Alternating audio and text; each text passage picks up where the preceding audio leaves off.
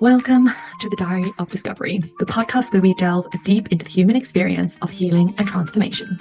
I'm your host, Jackie Clark, and each week we will sit down with inspiring individuals who have embarked on their own personal journeys of healing and self-discovery.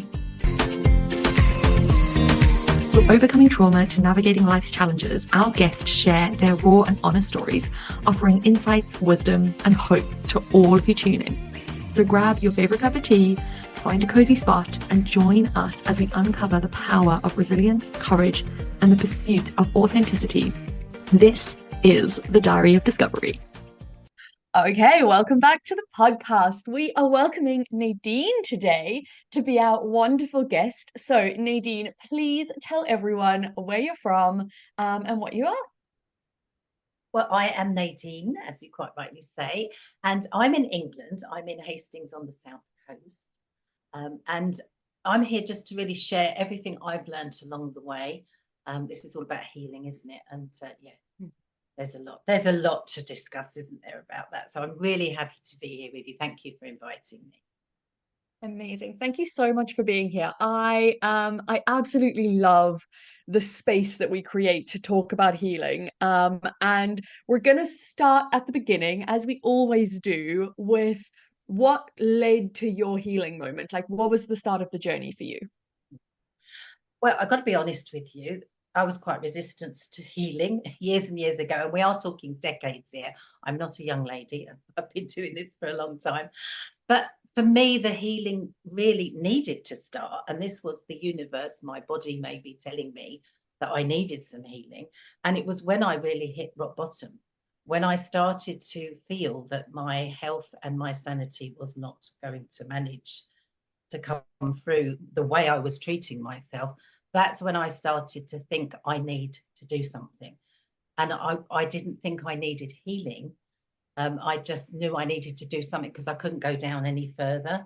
That kind of repeatedly burning myself out. And didn't have a clue I didn't know what self-care was, never mind how to do it. I was not doing anything I needed to do. So, and my body was telling me one of the things that used to happen quite regularly was that I would lose my voice. And that was the only thing that would stop me working. I used to work too hard. And if my voice went, I couldn't work. So that was, again, that was maybe the universe. I always believe that there's someone else stepping into these things and going, right, you need to stop. And that was the only thing that stopped me. So it really was when I reached that point of my sanity. I was worried about my sanity and I was concerned about my health. So that was when I thought something's got to change. It was healing, but as I say, I didn't realize that at the time. Yeah, I mean, we're in such an amazing space at the moment where healing has become a common term. The idea of, self-care has become so normal. And I think that that is really incredible, for the generations to come and how this is like, taught now, which is really amazing. But as you said, when you were going through this, it was, a little while ago.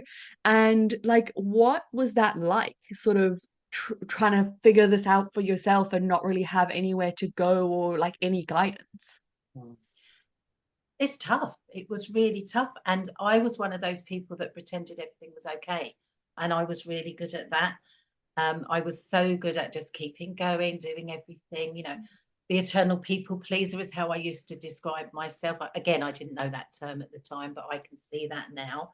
I don't know if you can tell from the way I'm talking, I've done a lot of work on myself, so I realize these things now and I can really understand them. But actually, at the time it was really just, I was really scared. I didn't know what was going on. And there were, like you say, there weren't these terms. There wasn't, as far as I was aware anyway, there wasn't the support. But I think the biggest thing was that I didn't recognize it myself. And even when I did start to think, oh my goodness, I don't know what's going on, I didn't really feel comfortable talking about it, sharing it. I wasn't going to admit I was in sales. I was like in a man's world.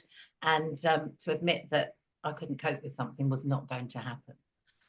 So it was hard. It was tough to actually even recognize it, and then even tougher to do something about it. But I did, and I'm glad I did. So.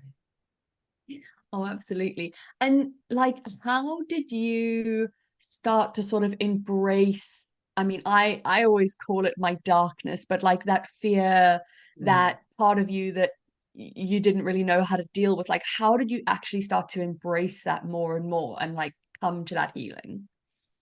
Yeah, it's a really good way to look at it, I think, because embracing it again is something I wasn't familiar with.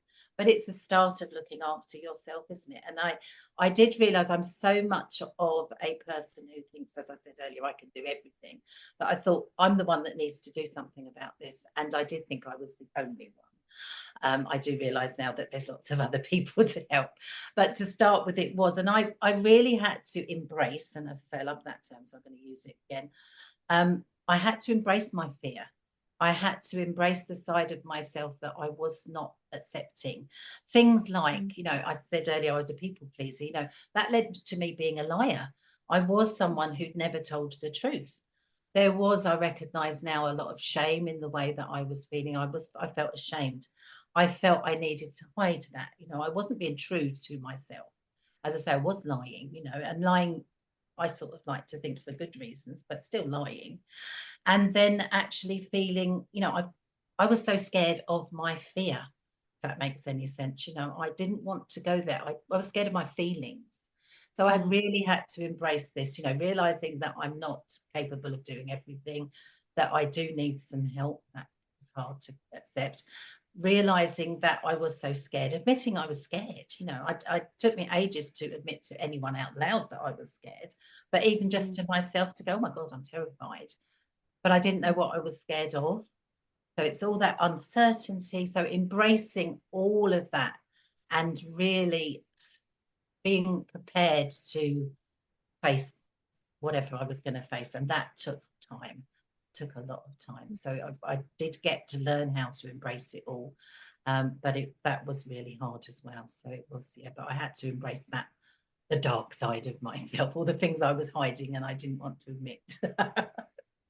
Oh, absolutely. And I think like I absolutely love that idea of like you were just scared of feeling, because I can so resonate with that in coming through my own healing journey. And whether it was a good emotion or a bad emotion, it felt too big and it just felt like, oh my gosh, I don't know what to do with this because I'd spent so long reining everything in and people pleasing, exactly like you said, like just not being too much of anything because I didn't want to upset anyone. Like it was, I can so feel that. Like it's such a good way to describe it. I absolutely love that. And like as you were going through that, because obviously we know, like I would love for healing to just be like, oh, I decided to heal and then it was done, but obviously it doesn't work like that.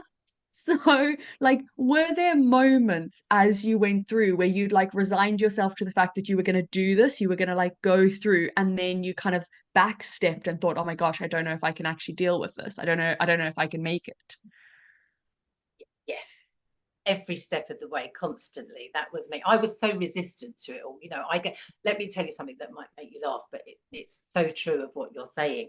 I had counselling. That was the first thing I did. I thought, right, I go to a counsellor. That was the first thing I did, talking therapy. And I just spent all my time and money lying to the counsellor. Again, I sussed out what I thought she wanted to hear and I said it. And I didn't because I wasn't ready to deal with things. So I tried many, many counsellors until I got one that would poke me and push my buttons. And really, I hated her, I've got to be honest. But she was what I needed. So it's that kind of, I was so resistant. And again, that fear, I didn't realize at the time that's what it was, but the fear of actually going there kept stopping me. So it took a long time to get that process going, and to recognize, because even though I was looking like I was asking for help and I was dealing with it, I really wasn't. And as I say, it took somebody to break through that to actually go through and then to start to see it. But then I backtracked. Every now and again I go, oh, I come out a little bit and then I go back in again and that kind of thing. So yeah, very long, slow process to be drawn out. So it was really, and there are times even now where I can still be resistant of it. I go, oh, really? Do I have to go through this again? Because it's all about, and it's exhausting, isn't it? I don't know if you found that, doing healing work, you do need to give yourself space and time and love and care. And sometimes you need to rest too. So I'm a great believer in all of that as the package. So definitely we need it all, don't we?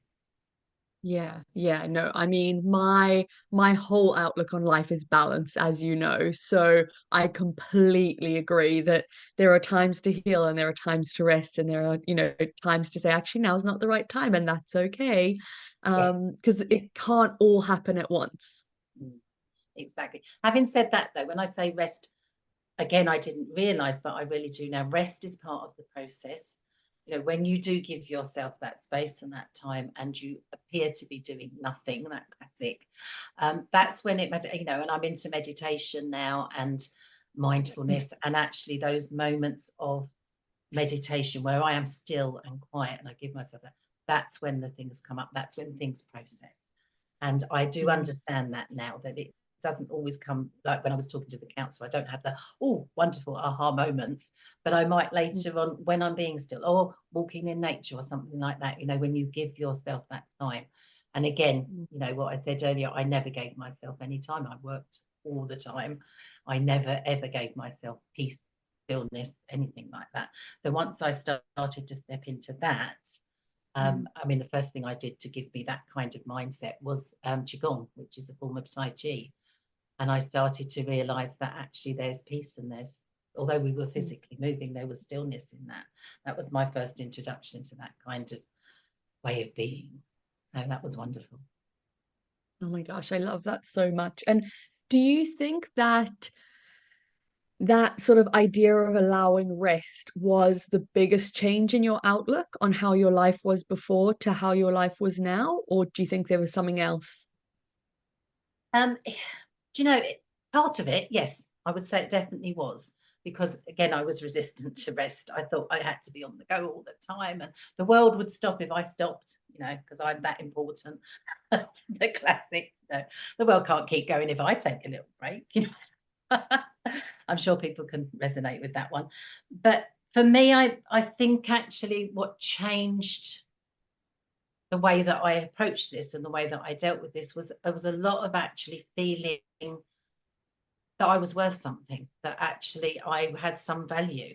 And that again was like, I was quite, as I say, in a salesy world, in that pushy world. I would all the time be, I'm good, put it out there. But I never really felt it. So once I started to feel, and that again goes hand in hand with recognizing that I needed some help, asking for it, realizing that there were people that wanted to help me, and just starting to see, I am good at something. I am, and again, tapping into my honesty, which I wasn't doing. Actually, if I can almost show myself as I am really, rather than have this front all the time, that's okay. And again, that was really scary, but people would actually quite like that side of me that they'd never seen. I know I hid so much. I was, as I say, from shame, fear, all sorts of things. Once I started to let that out and saying to people, I'm having some therapy, I'm having some counselling, I'm doing things, I need it. And people go, oh, I never knew. What's the matter? That really changed things for me and my outlook and my way of going, I need to keep doing this. Mm, Because it was being a little bit more true to myself. And but rest was part of that self-care. That's when it all started. mm, And as I say, realizing that I can actually step off the treadmill sometimes and everything's still okay and come back. There is that little bit, isn't it, of if you're not there, you get forgotten and there's no place for you. So I definitely had that fear. But to mm, realize I can have a little rest and I come back and everything's still okay. Most of the time, better, actually. That was quite a revelation. And as I say, then realizing in those still quiet moments, there's still lots of work going on, but the deeper stuff, which was I'd never experienced before. So that was mm, quite lovely, actually, to do that. mm. I absolutely love that. I took, oh gosh, it was probably 8 or 9 months out of my business when we relocated from the UK Yeah. back to South Africa. Mm. And the same sort of fear of like, am I going to be relevant when I come back? Are people still going to want to work with me? Is, my business going to exist anymore? Like all of those fears were running around. And it took time, like it took proper time to actually let them go and say, actually, we're just gonna bed into the new life, move, enjoy ourselves, do all the things we need to do. And I came back and surprise, surprise, the business was still fine. Everyone was still there. My clients were still happy. All the work was still being done. Like nothing bad had happened. And it is such a realization of like actually we put too much pressure on ourselves for what we need to produce in the world when actually just existing in the world is normally enough, which is, it's such an interesting kind of way to shift your perspective, I think. And I know, obviously, I know you, and I know that you no longer are in corporate sales, and something very big shifted as you were going through this journey. So, like, I always say to people that when you're healing, like, it fundamentally changes who you are. Like, you find a new purpose, you find a new direction, whether it's your line of work or whether it is your way of being, your relationships with people, etc. So what was that kind of shift in purpose and the sort of work that you started doing then, on the back of your healing? Um, yeah, it's quite amazing, actually, isn't it, when you do start to embrace this, use that word again, how things do change and how everything changes around you. I think sometimes because you just see it all differently, don't you? I realized I did have options. I realized that, yes, I could take a break and things would change. I was scared of change as well, which I'm sure a lot of people are too. And to actually go, I don't have to hold on to that high powered, hard work job. There are other things out there. And for lots of reasons, I've changed my career quite a lot of times. I won't go into that now because that's not what we're talking about. But to realize that there's other things that you can do. And I naturally, when I started to find things that helped me, I'm one of those people that wants to tell the whole world about it. So I go, oh, I'm doing this and it's great and it helps me. And I go, oh, you need this and you need that. And that's, I can't help myself. You're probably the same. So I naturally was telling people what I was doing and how it was helping. And then that developed again quite naturally into what I do now, which is help people to find their calmer self, because I needed that. So what I've developed is as a whole program, a whole system that helps people the way that I was helped. And there was lots of things that helped me. So everything that helped me along the way, as I say, I was naturally telling people as I was doing it. But then starting to go, oh my goodness, I really love doing this. I want to help people. And it's very cliche because I say it a lot. I now help people the way that I was helped. And that has felt like that's my purpose. That's what I'm meant to be doing. So very different from what I was doing. But it also is beneficial for me because it keeps me accountable. While I am in this world now, I really do need to keep a check on myself. And I'm so grateful for that because that's something I need as well. So it does go round. But just opening up that, like, there's other things you can do, there's other things you can let go of things and new better things come in. And that was quite a revelation.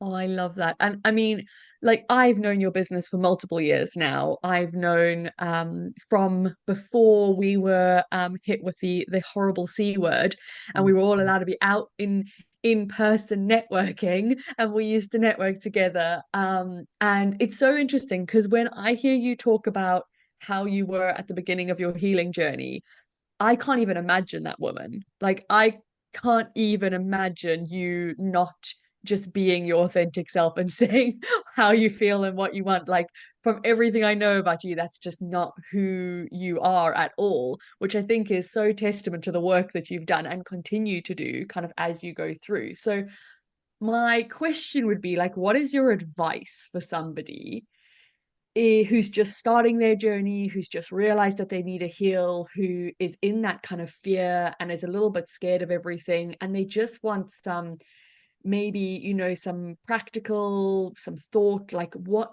could you give somebody to say, this is how you could move forward? Yeah, it's really good to know. I mean, what I find is, like I said earlier, I didn't know I needed anything. I was resistant and everything. And that's what I find a lot of people are. And I'm not going to turn around and go, oh, I say to people that I see, oh, you're having a problem, you need this, you need that, because that's not really appropriate, is it? But having said that, what I find are people who come to me now, they've hit a crisis point in their life in some way or another. quite often it comes as what life throws curveballs all the time, doesn't it? Something happens and then they find they're not coping, then they can reach out. But also it can just be that they do reach that rock bottom, and you can see that. And however you might see that coming for other people, you can't tell. I wasn't going to be told, other people can't be. So sometimes it is that question of waiting for when they're ready, because that is the important thing. But for anyone that is stepping into that or not coping, to say there are things you can do to help. And the most important thing is you need to have some courage, to ask for help, even if you don't know what you need help with, you don't know what your problem is. And that's quite scary, isn't it? I don't know what's going on. I just don't feel right. Things aren't right. I'm not happy, whatever's going on. To go, there are people out there to help you and to ask for help. And that sounds very simple, but it's big, isn't it? To actually go, I want some help. I used to not be able to ask for help. I didn't think anyone wanted to help me. I didn't think anyone could. But actually, I've learned that that's different. So I think that would be the main advice I would say is, ask for help, or just tell someone, speak. As I say, I was hiding all the time. I wouldn't admit what I was struggling with or that I was struggling. But just to actually say, speak to anybody about it, because and there's power, isn't there? You know this, Jackie, that there's power in getting something out there. You're releasing it when you let it go. So sometimes by just saying to someone, I know if I can be really cross about something, and just saying it to someone, it's done sometimes, or shouting it to someone, that kind of thing. But also, because I do meditation, I do a lot of breathing techniques and everything. I help people with that. I would say as well, breathe. Remember to breathe, because that is, whatever your problem is, whatever's going on, we hold ourselves tight. We don't breathe, do we? That is the start of helping yourself, actually tuning into breath. There's so much we can tap into that helps us, isn't there? But breathe. Breathe is the first thing. We say it to children, don't we, when they're crying and they're in a state, we go, oh, breathe, breathe, breathe. We try and, well, we say it to adults, don't we? But so that's the first thing. That's a very practical thing that we do. But also to just go, there's a whole world out there, the whole universe wants to support and help every one of us. Just start recognizing that and step into it. But it's hard, isn't it? It is tough. Oh, absolutely. And I think like breathing is the most underestimated tool that we have available to us. It's free, you can do it anywhere, and yet majority of people never ever use their breath to regulate themselves. So I think that is such a good piece of advice. And it's not a hard thing to do either. Like using your breath to regulate you, it's not a hard thing to do. Anyone can do it. So I think that that is such a beautiful piece of advice to actually give people and remind people that that's what they should be doing. Now, this is probably, and like in every single episode, I always have like my most favorite question that I'm going to ask somebody. And because I know your journey and because I know everything that you've been going through, like this is probably my most exciting question to ask you, because your your like thought process and outlook on life is so different from so many people. And this idea of like healing is an ever going journey, and we are never done. And you have recently had a new healing journey placed in front of you. So I'd love for you to just share like what is your next level of healing and like the outlook on what you've been going through in the last little while. Yes, you're absolutely right. It's ongoing. Healing never ends. It never stops. It like you think you're done and you go, oh, I've dealt with that one, and it comes back.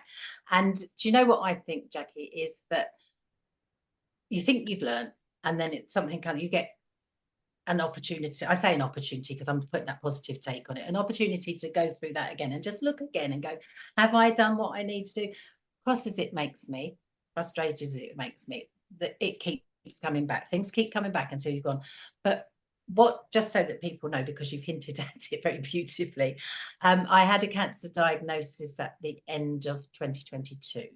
And I have been going through my treatment plan. I'm sort of coming to the end of it, sort of. Who knows when it ends?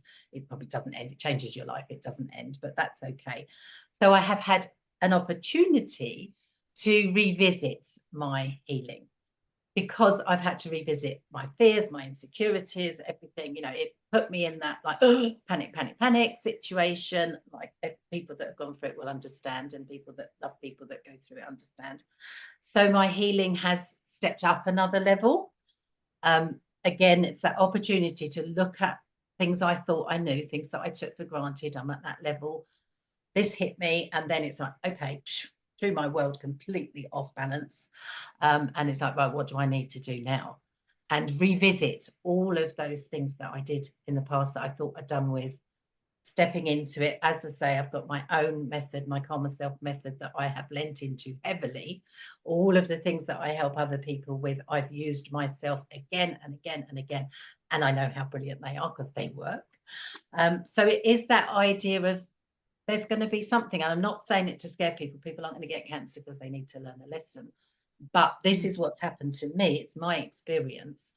And much as, yeah, I've had to face, the fear of dying, the fear of the word cancer, fear of losing my hair, fear of chemotherapy, all the treatment, is scary as well.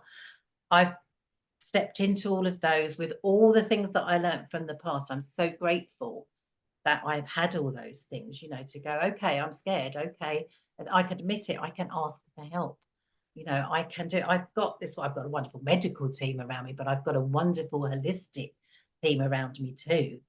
Um, so really looking at, this is my next level of healing. I'm doing it again. I'm revisiting all the old stuff. And I honestly think that now this is going to just keep happening. And that's okay. It's okay to keep looking at it. It's a good thing. But physically, I'm building myself up now and facing another lot of surgery at some point in time. So I'm really looking at building myself up, and that's mind, body, and spirit. So physically working on an exercise plan to build up some strength, mentally preparing myself because it's, as I say, major change. And I said this year was my year for rebuilding. I mean, we're nearly in May now, aren't we? But and really, the way that I look at it is I'm decluttering. So I'm getting rid of stuff. That's another opportunity to, this is mentally more than anything, but physically as well, and streamlining. And that actually goes for the way that I need to go in my head, in my body, in my confidence, if you like, just building that confidence and everything to go forward in my life with this big thing that rocked me completely.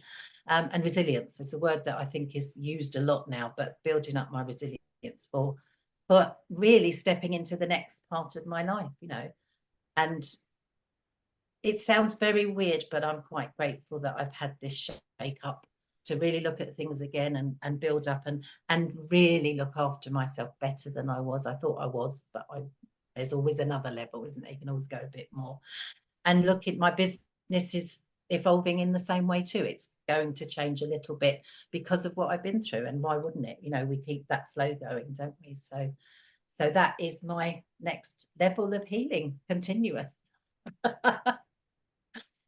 It's literally so incredible. And like to see any big life change as an opportunity to bed into your fundamentals, like even more, is such a beautiful outlook. And I think, like, the business that you run, the way that that has been your support system and has gotten you through this process, and like, as you said, like, it proves that it works because it's worked for you in one of the biggest, most scariest things that people can go through, which is your health. Like, your health is such a fundamental to everything in your life. So I think that that is, like, it's incredible. And I know that you're still in this journey, so I'm so grateful to you for sharing it so openly, and being willing to not only talk about your past kind of journey, but the one that you're in right now. That is, it's such a testament to the wonderful human that you are. So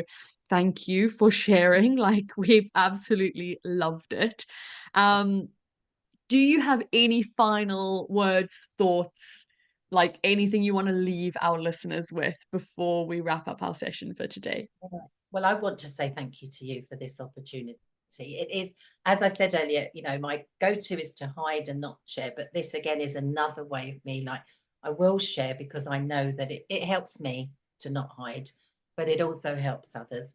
And I would say, if anything, the same thing, share what you're going through. Don't be frightened to admit that you don't know or you're scared, because it really does help once you put it out there.